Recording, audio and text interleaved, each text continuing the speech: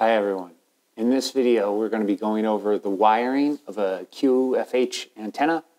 QFH antenna is a quadrifilar helicoidal antenna and it uses a coax cable and some solid core wiring and can be a little confusing.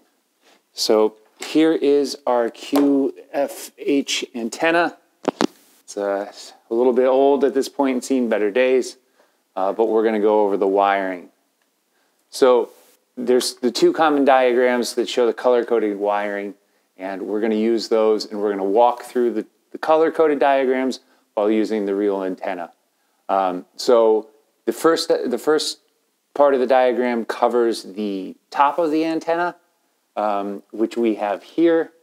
We've removed the cap that was on, and there is a coax cable, which is red. And you can see from the diagram the inner core of the coax cable is attached to the blue and yellow wire, and the outer sheath of the coax cable is attached to that green wire. So looking at the top of the antenna here, the coax cable is the thick one, the others are the solid core, a little bit thinner. So the coax cable is here, which means directly across from it would be the blue wire. And then over here on the side would be the yellow wire, which leaves this other one to be the green wire. And this green wire is the one that comes through and is attached to the sheath, where the other two are attached to the core. So that winds down the antenna, basically about a half turn. You know, that's 180 degrees for each wire. And then it gets down here to the end. The end of the bottom is where we actually hook up our coax cable, which goes to our SDR radio.